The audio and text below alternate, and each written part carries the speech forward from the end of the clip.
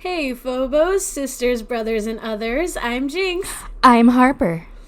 And welcome to Sisters of the Macabre. Cue the intro. Dun, dun, dun. The other intro. Oh, damn.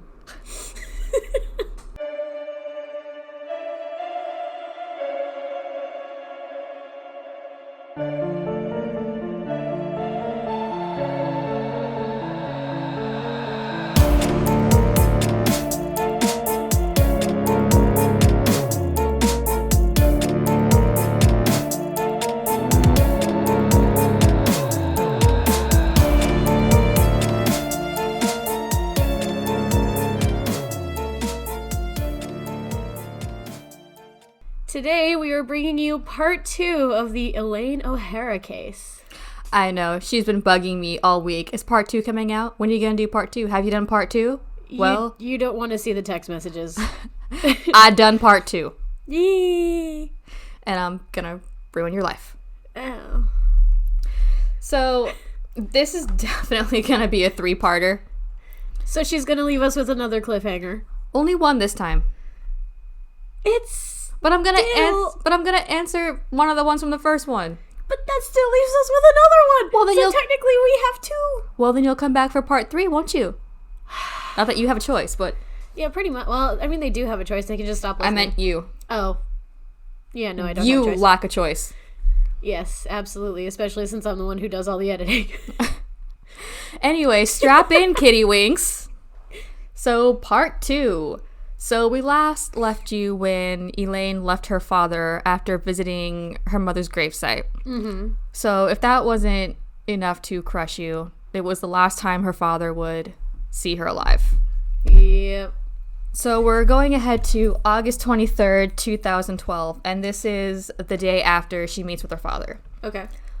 This day she was due to actually meet her father's partner, Sheila Hawkins, at the Tall Ships Festival, which we talked about in part 1. Mm-hmm. Sheila happened to live in the apartment complex right across from Elaine. Oh, okay. That's convenient.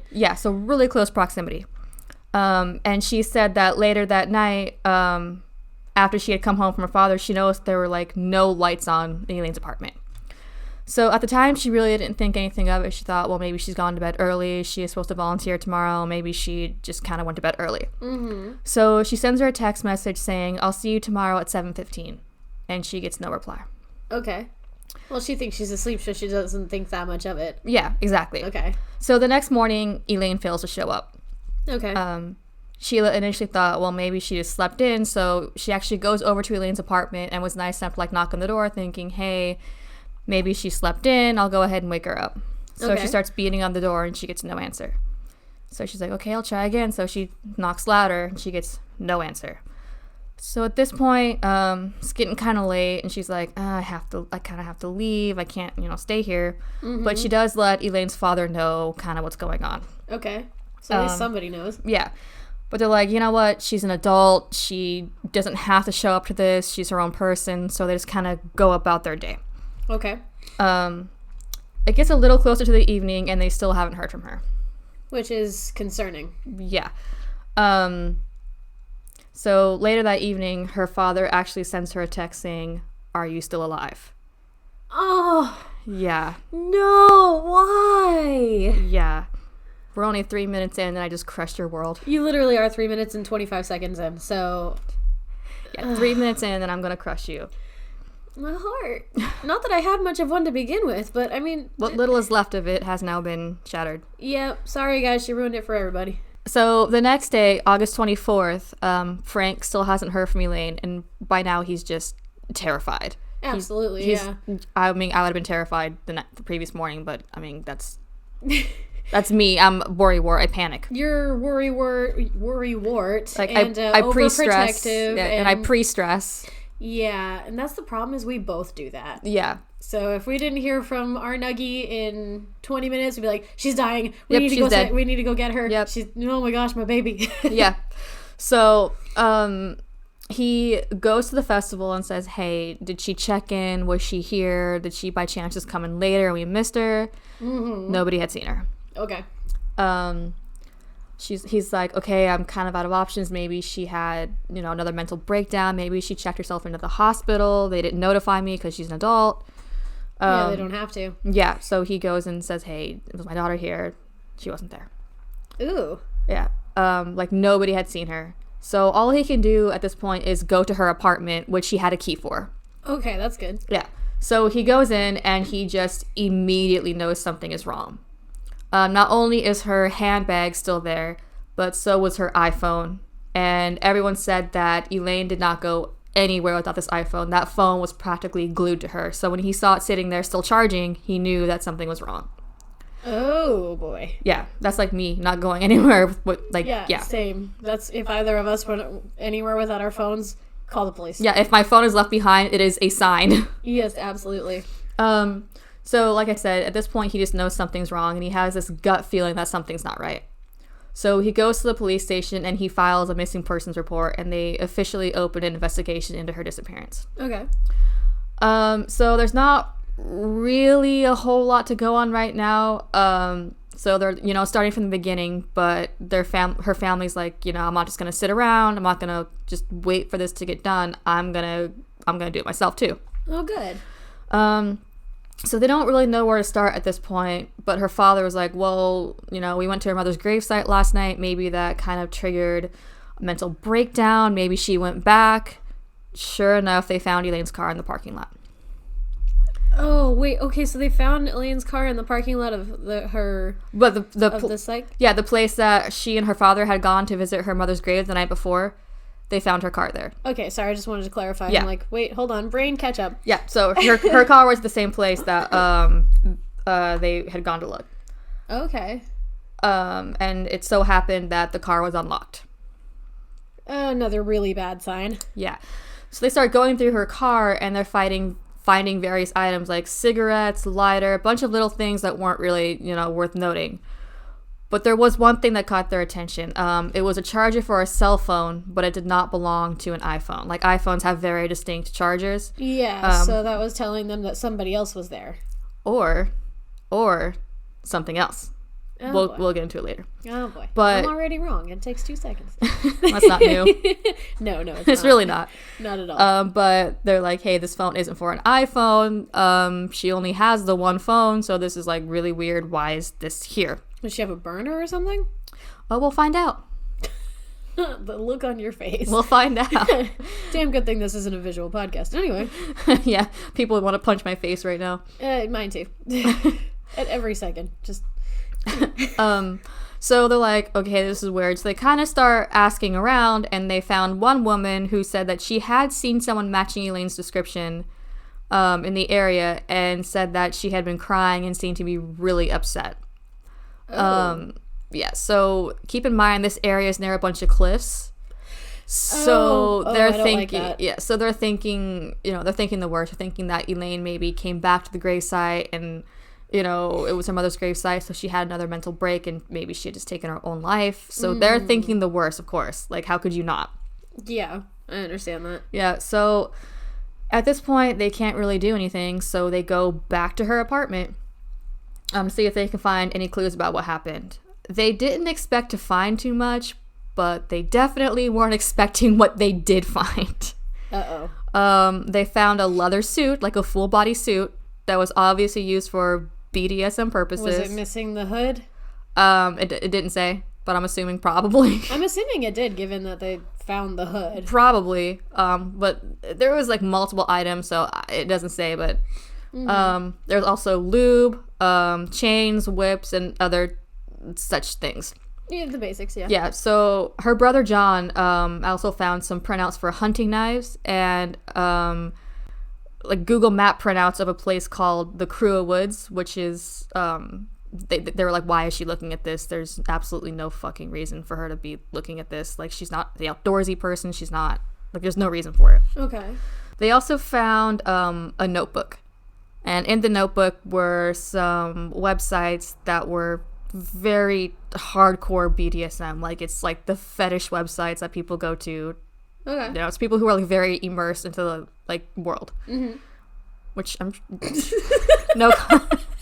She's looking at my face, and I'm trying so hard not to just be like, yeah, like I'm sure part one gave you an indication. A little bit. Yeah. So, like I said in part one, like kind of some parts of this, like, part of her life had like kind of started coming to the surface, but obviously she wasn't saying, hey, I'm really like into this fetish world, I'm like going to these websites, like obviously that hasn't come up. Yeah, she hadn't had the full-on conversation yet. Yeah, so they really had no idea how extreme like her tastes were. So her family's kind of starting to feel a little bit uneasy. They kind of feel like, you know, we haven't found Elaine, she could still be out there, I don't want to invade her privacy. She obviously didn't want us to know about this, so they kind of just, you know... So they let it drop. Yeah. But, like, they can't... Like, they kind of let it drop at the same time. They're finding all this stuff. It's kind of like Elaine had this whole other life, so... That they didn't even know about. Yeah, so they can't help but think maybe this kind of played into her disappearance somewhat. Like, they're just kind of exploring all their options at this point. Yeah, that's all they can do. Yeah. So... The police took several items out of her apartment, including the iPhone, a different iPhone that had the screen cracked. Okay. As well as 2 different laptops. Oh, okay. Yeah, and they sent this all to be analyzed. What they found were some pretty extreme messages relating to BDSM to and from someone she has called Sir. Typical. Yeah, they were some pretty explicit messages, but they had kind of ended several months before Elaine had gone missing. So, they did find out that she had gone to meet with someone more than once, but her family had no idea about any of this. But she was speaking to someone online, and she had gone to meet up with them.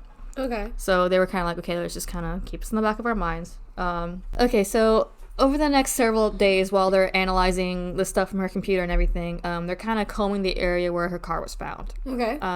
They even went out with helicopters. They were using like heat detectors to see if they could maybe see anything in the woods. They searched on foot. They just went all out trying to find any trace of her. Okay. But after several days of like nothing happening, they just couldn't find anything. They even brought like the Coast Guard out to help try and search, thinking maybe she jumped in the cliff, like maybe they were trying to find her body. They just found nothing. Now they were able to pull up the CCTV footage from her building on the night that she had gone missing. And her father, it shows that her father was dropping her off around 4:39 p.m. And not too long after that, like less than 30 minutes, she was seen leaving her apartment wearing a navy blue tracksuit and a blue hoodie. Which, if you remember from part one, they found the blue hoodie. Blue hoodie and the blue tracksuit pants with her body. They also noticed that she was carrying a phone with her, and it was definitely not the iPhone that she was known to use. Okay, so she did have another phone. She did. Sorry if you hear a cat, by the way. That's my meow face. She loves attention. She's obviously not getting it. No. So at this point, all they can really do is kind of ask around and see if maybe anyone else has seen her in the area. So they did come across a jogger named Connor Guilfoyle, and they asked if he had seen her. Okay. And he actually had on the day that she had gone missing. Oh, nice. He was in that exact location going on a run, and it so happened that he had been using an app called Map My Run. Oh, that's convenient. Yeah. And he was able to pinpoint the exact time that he saw Elaine, and it was at 5:45 p.m. So if you remember, her father dropped her off at 4:39. So this is a little over an hour. Like within an hour this is going on. Mm-hmm. He said that she seemed really stressed and like really preoccupied, and she was asking for directions to a footbridge that kind of crossed over some railway tracks and kind of led down to the beach. Okay. He said, "I'm sorry, I don't know," and she said nothing. She didn't say thank you. She didn't say, "Okay, have a good day." She just kind of turned around, just kind of walked away as if she was kind of in a trance. Okay. Yeah. I see how that can happen. About 30 minutes later, he was kind of like jogging back through the area, and he saw her on the other side of the footbridge. So, he's like, okay, she made it. She's fine. Didn't really think anything of it. Okay. So the police and her family, they just combed the beach where he said he had seen her, and they find nothing. Like, no trace of her. There was just no clues left. So this is when it was kind of confirmed to them that she had taken her own life. Yeah. Okay. Fair enough. Yeah. exactly 1 year later, after they had classified her as officially a missing person, 1 year later to the day, they laid flowers, not only on her mother's grave, but they laid it for her as well. So they laid 2 bouquets of flowers, one for her and one for her mother. Oh, come on, man. I I know. was just starting to get my heart back and you took it. Oh, I'm gonna take it again. Ugh. So during this time, police are kind of making more inquiries into, they're talking to friends, anyone who might have known her. And it turns out she was actually pretty open, talking about her sexuality to the point where she openly admitted that she was having an affair with a married man. Yeah. Yeah. And she was talking about this to, like, coworkers, and it was really kind of a testament to, like, how kind of vulnerable she was, that she was just openly talking about this. Like, yeah. Like, I don't know if she really knew it was kind of like a taboo subject, like, not everybody's, I don't know, but she was just not only admitting that she was having an affair with a married man, but it wasn't just a normal, like, sexual affair. She was showing people cuts that she had on her body from where he had allegedly stabbed her during sex. Oh, okay, so she had wounds from plays, from scenes, okay. Yeah. But it wasn't like normal, like, knife play where you kind of nick. It was like stab wounds. So Jesus, it was like, he was violent. Yeah. So it was obvious that he wasn't like a normal, like, he had some pretty extreme tastes. And that was consensual? We'll get back to it. Don't you love how my first question is, was that consensual? Yeah, no. Oh, yeah, goody. no. He's Yeah, not- no. Yes and no. We'll get to it. Oh, boy. So this kind of goes back to, if you remember, she was talking to her father about how she was having an affair with a married man, but had cut it off. Mm-hmm. But her family was like, we love her dearly, but she was known to kind of make some outrageous claims. Okay. So they're like, I'm not saying she's lying, but I don't know if this is true or if this is just one of the comments she's making to kind of, like, you know, get attention. Yeah. Okay. So, like, we don't want to call her a liar, but at the same time, how do we know this isn't something that she's just kind of saying? Okay. Which is fair, I guess. Yeah, I mean, it's only up to speculation until you know the truth. Yeah. So months go by, and the case just goes cold. There's no leads. There's no sign of Elaine's body washing up, which kind of rules out drowning because it would have washed up somewhere. Yeah, at some point her body would have bloated and then gone up to the surface. Yeah.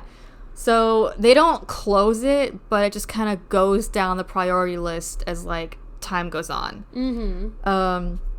So this case kind of just lies dormant until September of 2013, which is, if you remember from part 1, this bizarre set of circumstances, just finding the body, the disobedient dog, the anglers on the bridge, this cop finding items, like, all of this, like, this case was, like, demanding to be solved. It really was. The universe was just like, it's time. Yeah, it's time. It's all right here, guys. Come on. Yeah. So if you remember from part 1, I said that a police officer named James O'Donoghue had gone back to search the reservoir himself to find some items. Yeah, and he started wading through it. Yeah. So I'm finally going to tell you what he found. Thank you, Jesus. He found more handcuffs, which, Jesus Christ, how many handcuffs are in this damn fucking river? Depends on what all he was using them for. And where he was using them. Yeah, so they found, he found handcuffs, an asthma inhaler, and a set of keys. Okay. On the set of keys was a membership card for a place called Dunn's Market. Okay. So he calls the store, and he was able to determine that the keys belonged to Elaine Ohara, which he finds out her body had been found 3 days prior. So within 3 days, not only did they find and identify her body, but he was able to find her keys. So it's just like, yeah, like I said, this case was demanding to be solved. This was not coincidence. This was the universe smacking people in the face. Yeah. So because of, like, the discovery of her body, her case was, like, it just blew wide open. Yeah, it just blew wide open, but it was updated from a missing persons to obviously a homicide. Yes. So they had to go back to the beginning and just kind of, you know, go back to step 1. Mm-hmm.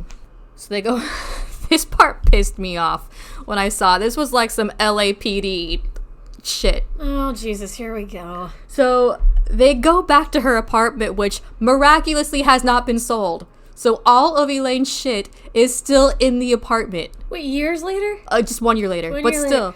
But still. What? All of her stuff is still in the apartment. Why was it not collected by the family?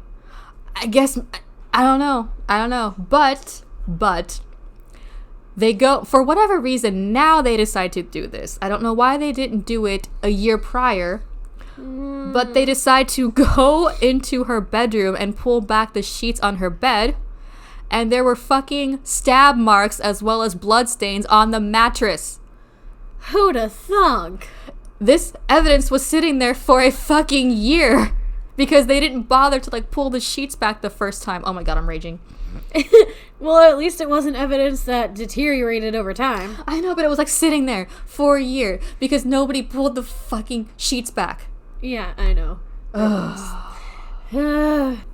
So at this point, they're like, okay, let's just go back to the reservoir because that's a fucking gold mine of evidence. Like, it's just a never-ending well of, like, evidence that we keep collecting shit from.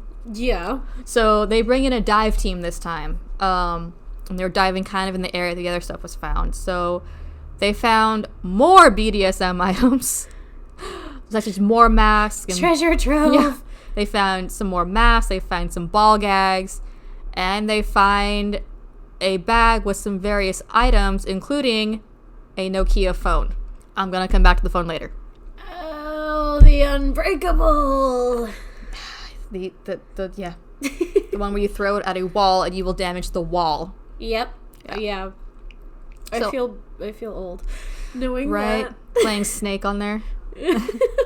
Oh, Jesus, why? So on September 19th, 2013, so about a week later, okay, the police hold a press conference asking for any new information regarding the disappearance of Elaine. Okay. They did get a call from a woman named Edna Lilith, who had met Elaine several years earlier at the psychiatric hospital where Elaine was kind of in and out of. Okay. She said that Elaine had opened up to her about an affair she had been having with a married man. He just keeps coming back. Keeps coming back. She said that this man enjoyed cutting her while they were having sex. Edna said that she had warned Elaine that this was a really dangerous game she was playing and like implored her to like leave, like to cut things off. Yeah, seriously. Yeah. Elaine had also opened up to a nurse at the hospital, saying that a man had been hurting her and was demanding that she take part in some pretty extreme bondage games. She said that... Sounds like it. Yeah, he said that this man loved sexual violence and there was something about him that just fucking terrified her. Then why the... Ugh. I mean, she wanted love. Yeah, but she obviously wasn't finding it in him. Oh, just wait. Oh, boy. So obviously this nurse wasn't really allowed to say anything because, like, patient confidentiality, but she was like, please go to the police. Like, this isn't normal. This is going to end bad. Please go to the police. But Elaine refused because this man had children and she was worried that the children would be somehow hurt by this. Like, not only by the exposure, but she, was worried that maybe he would take it out on them. Like, she didn't want the kids to be hurt because they were innocent in the whole thing. Okay. She said that she did try to end things with him several times, but she felt totally powerless and controlled by him, and she just couldn't break free. Oh. She also allegedly showed this nurse pictures that she had on her phone of, like, whips and chains and other BDSM items.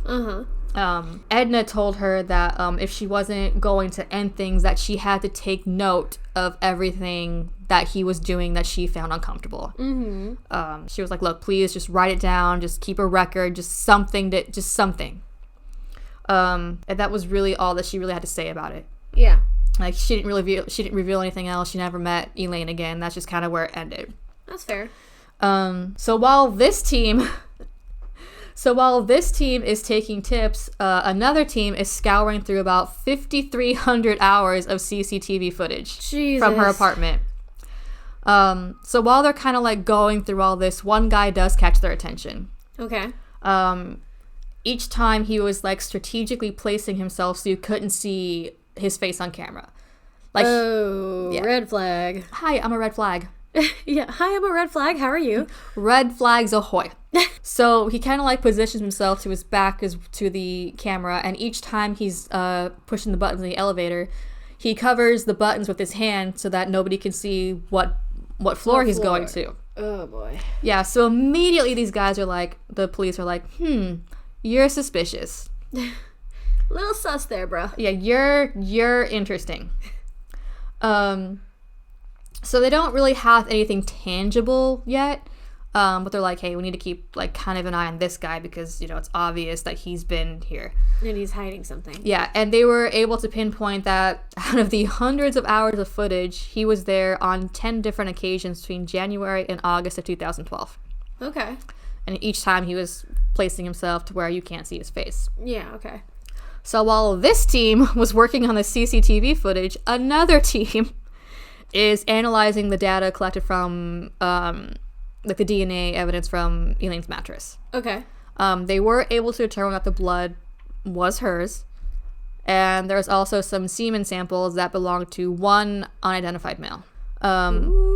Yeah, so again, they don't really have anything tangible, so they're like, okay, let's, you know, dig through her laptops again. So this time, I don't know if they didn't catch it the first time, or I don't know what happened with it, but they were able to recover some stuff that had been deleted from her laptop. Okay. Some of these things were pictures of Elaine, both clothed and unclothed, being abused for what appeared to be BDSM purposes. Okay. There were obvious cuts and scars all over her body that were like clearly visible in these pictures. Oh. They also found pictures of mutilated bodies and the maps of the Kiliki Mountains where her body was found. That's unpleasant. Yeah. There was a folder labeled murder with this is the folder that had like all the mutilated pictures and stuff, and it was called murder.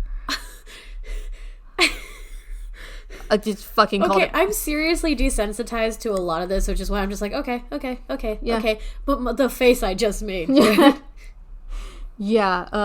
So between this and like the blood evidence on the mattress, it was kind of clear that Elaine was involved in some pretty dark and sinister stuff. Yep. They also found several pieces of erotica that were seemingly written by Elaine, all of which depicted her being kidnapped, restrained, and dominated in a very extreme way. Okay. So she obviously had like very deep, dark fantasies. They also found what appeared to be an outline for a slave agreement and a full contract for slavery. Okay. Which, I mean, obviously they're not like legally binding, but...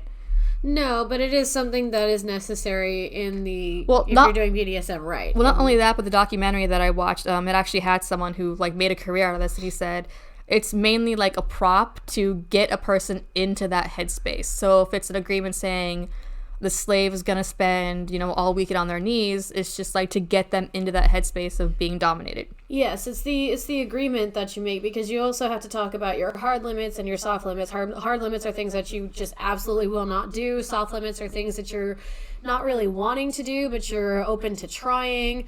You have to talk about what you like, what you dislike, and such like that. So that way you have an agreement with your, you know, dominatrix or dominator, master, mistress, whomever.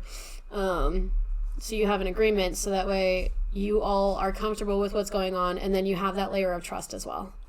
Right, and there was also something labeled Gorian woman. The person, like the master that they interviewed, he was like, yeah, it's not really a healthy way. It's very misogynistic. It's very sexist. It's basically like saying a woman is completely submissive to a man, but it's depicting it and not in a consensual way. It's a woman forceful. Is always a slave to a man, and just, he said basically it's very, very rare and it's not healthy, and he's only come across it maybe once in his like 20-year career. I'm gonna get triggered right now because I don't deal with that. Yeah, it's just really sexist, like demeaning to women, like just, yeah. It's like lowering a woman so a man can just basically use her however he wants, kind of a thing. Yeah, that man would end up with no balls and dead. Yeah, so it's apparently not widely practiced for obvious reasons, but yeah. So inside the folder labeled murder, there was also a subfolder called Read This. And in it were weapons of torture and how to kill people and just some really kind of dark writings. Okay. There was also a diary she had kept that was kind of detailed on the state of her mental health throughout all this. She talked about how she was depressed and she was self-harming and she was really emotionally vulnerable like during this time. Yeah, she would be. And this is when they found out through searching her laptop that she had been frequenting several like fetish and BDSM websites. Okay. Which is the websites that were found in the notebook that her brother found. Mm-hmm. She had 3 different profiles, but the one that she used the most was under the username Help Me Learn. Okay. And she said that they said that this particular account had been viewed over 10,000 times. That's fair, because a lot of people in the kink community are definitely willing to help you. Yeah, and she was, she basically said she was looking for a master to help her learn to embrace her submissive side. Aww. Yeah, but some of the things on her profile that she was interested in were very extreme, like there was bloodletting and cutting, mummification, whatever the fuck that is. Wow. So it was like some extreme. She had some extreme tastes. Uh-huh. So they were able to look up 8 different men that she had been in contact with. Okay. Of those 8 men, they determined that she had met with 2 of them. Okay. She had their contact information stored, and they were able to determine that they had rock-solid alibis. They were immediately ruled out, and they both said that her tastes were too extreme for them, which understandable. Yeah, that's completely fair. Yeah, so it didn't really go anywhere with them, and so they were just immediately ruled out. So during their search, they also discovered that her iPhone had been backed up to her computer, so they were able to access text messages. Oh no, I'm so scared, you guys. I'm so scared. The text messages, yeah, I have been hinting about these text messages, and these aren't even the main ones I'm going to get into, but they're still pretty fucked up. Oh, you're an asshole. I know. The main ones I'll probably go into in part 3, but I'm going to give you just a hint of some of the things that were being talked about.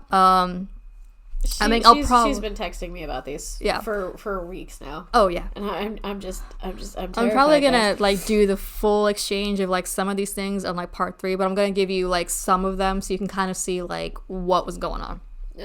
Oh wait, okay, hold on. I need to center myself for this shit, because I know. I know. Like, I'm desensitized to a lot of shit, but there's some shit that just gets me. Yeah, so I'm gonna do a little bit of trigger warning.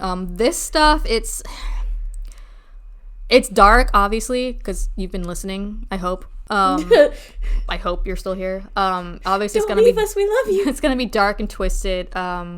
There is going to be some blood mentioned. There's going to be some sexual stuff that might be a little bit triggering. So this is your warning to just kind of tune out right now.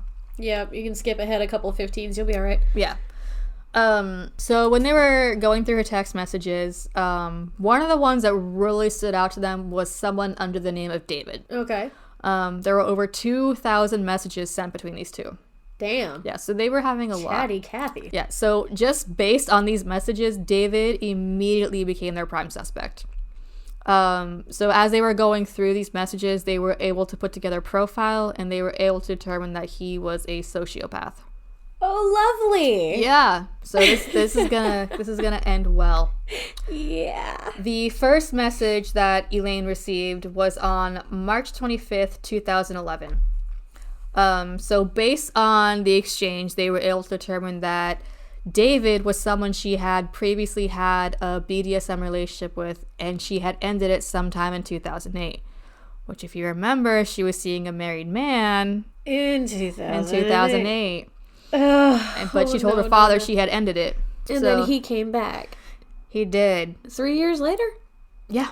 Oh boy. So this seemed to be kind of his way of trying to reestablish that relationship, and unfortunately it was successful. The first message that he sent to her said, quote, "Old friend, used to play together, miss it terribly, want to catch up, David." So basically, this was like the first text, basically saying, "Hey, I'm back. Do you want to rekindle this? You want to fuck around and let me stab you again?" Basically, yeah.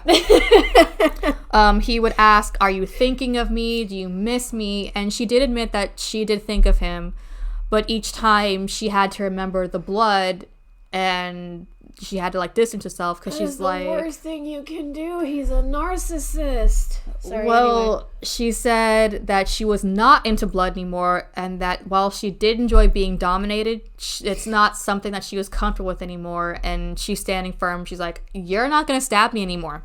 Good girl. I'm done with it." I guess at one time during their exchange, she had mentioned that she was really short on money and she was kind of living on beans on toast, which is actually really filling, but it gets boring after a while. Yeah, and it's really not healthy for you. No. So him being him was like, "Well, what if I pay you to let me stab you?" And she was like, "No, I'm fucking terrified of you. How about you just whore yourself out to me?" Like, I'm telling you, no, I don't want to be stabbed. It's not gonna happen. Don't fucking ask again. Seriously. Yeah. Unfortunately, it does seem like he was able to convince, or should I say, manipulate, Oh no, I knew this was coming. Yeah, and they were once again, it indicated through the text messages, they were once again using a knife during sex. So this is kind of where the text messages start to get a little bit dark and fucked up. It's obvious he played on Elaine's mental health and used that to his advantage. Oh, duh. So, such as, quote, "If you ever want to die, promise me I can be the one to do it." So he knew that she self-harmed. So not only is he like using that as a weapon against her, he's using it to fulfill his own fucking sexual need. Oh my god, I'm so fucking triggered, you guys. Oh, yeah. Okay. He's like reminding her, "Hey, this is what you want. You wanted to hurt yourself. You wanted to kill yourself. I can do it for you. Like, you want this, and I give it to you." What I wanted was to do it myself, not for some sociopath to fucking... I'm sorry. I am triggered as fuck right now. Yeah, so he's like, it's very obvious he's like preying on her emotional state and using that as a way to get what he wants. Please tell me this fucker's dead. I cannot. So basically he's saying, "I'm doing you a favor by doing this." No, bitch, you're doing yourself a fucking favor. So sometime... I'm sorry, I am so triggered. Sometime during this exchange, she basically says, "What I want from you is love. Like, I want to be loved. I want to feel that love." Oh, why'd she tell him that? That was a mistake. His response was to say, "I do love you. I just want to do this." He basically sends her like a barrage of messages saying, just demeaning her, like criticizing her appearance, saying you're old and you're fat and you're a smoker and you're disobedient, and just tearing her down. Kill him. Fucking kill him. Murder him right now. Murder him.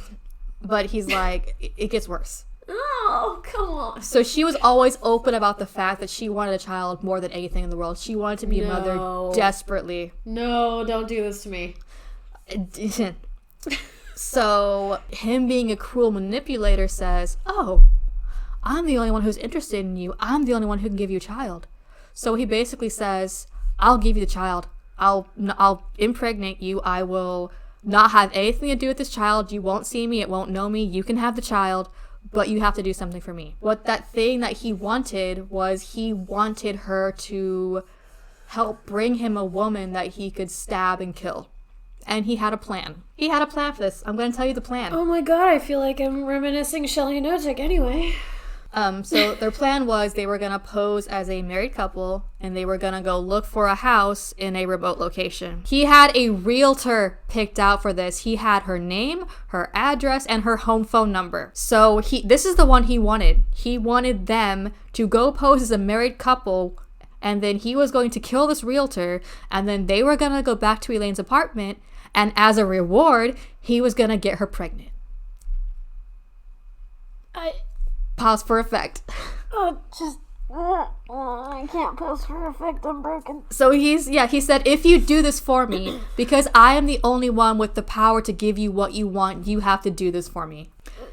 Yeah, sick. You have to be an accessory in my murder, and you have to help me murder this bitch. Just for yeah.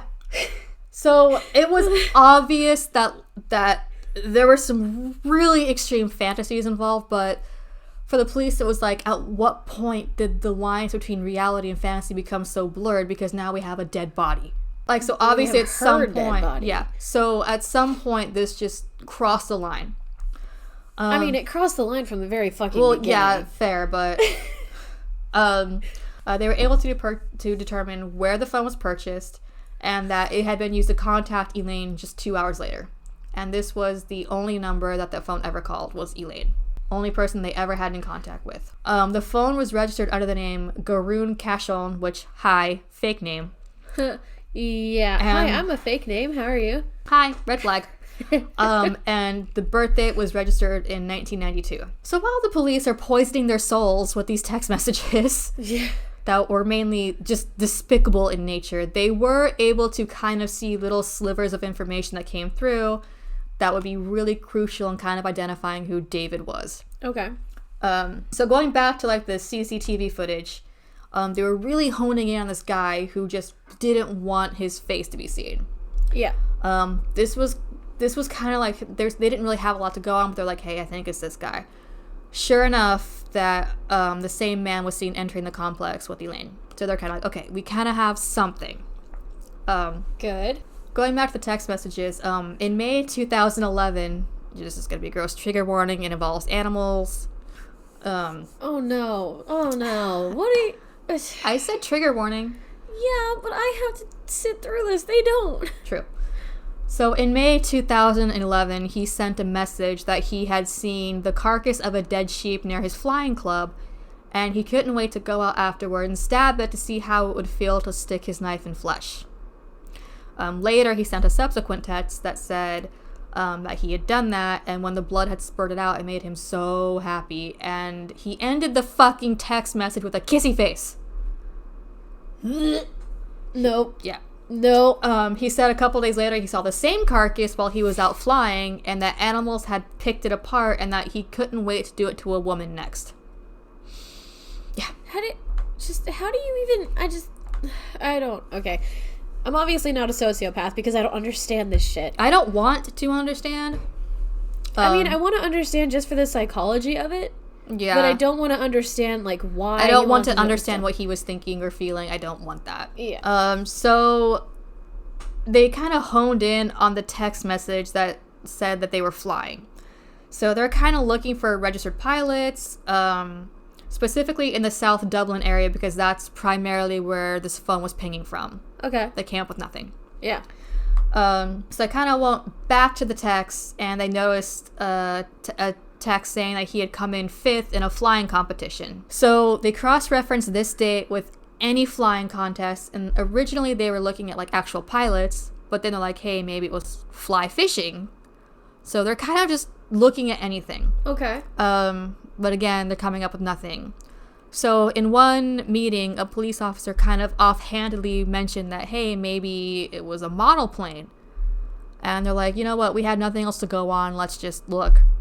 Sure enough, a flying competition for model planes had been held around the same date, and the person who had came in 5th was someone named Graham Dwyer. So they ran this name through their system, and they came up with a couple of hits. One of them was where he had reported, I guess, a bike being stolen from his architect's firm. Okay. They were able to find his address, and sure enough, it was in South Dublin, where the phone was pinging. Okay. So at this point, they're like, okay, this is a little bit too much of a coincidence, so we're going to dig a little bit deeper. So they looked up pictures of him, and they kind of referenced it with kind of what they could see of the mystery man. Yeah, because they could get the build of the body and they were like, height. it's a really close match. Okay. There were messages from David, air quotes, that had recently suggested he had had a baby girl, and this was around the same time that Graham Dwyer's wife had given birth to their second child, which was a little girl. Oh. Ding, ding, ding. Yeah. He had referenced a pay cut that he had taken. Sure enough, Graham Dwyer had taken a pay cut at his architect's firm. He had complained about how much it had cost to fix his car. Sure enough, Graham Dwyer had car problems, and they had been an expensive fix. So now they have a suspect. They know who it is. All they have to do is catch him. Yeah, they have to prove it. Yep. Which is going to be in part 3. You asshole. You absolute fucking dickbag. I love you. I'm a bag of dicks. Yeah, I'm not going to make the joke I was going to make. If you want to bitch at me, feel free to send us a Gmail. At sistersofthemacabre@gmail.com. If you want to tweet me a picture of you giving me the finger, tweet us at... Fuck if I know. At Twitter. Macabre Sisters 1. At Twitter. If you want to post your rage on Facebook. Sisters of the Macabre Podcast. And if you want to Insta the gram. SOTM Podcast 1. All right. Have fun. Have fun. Prepare for part 3.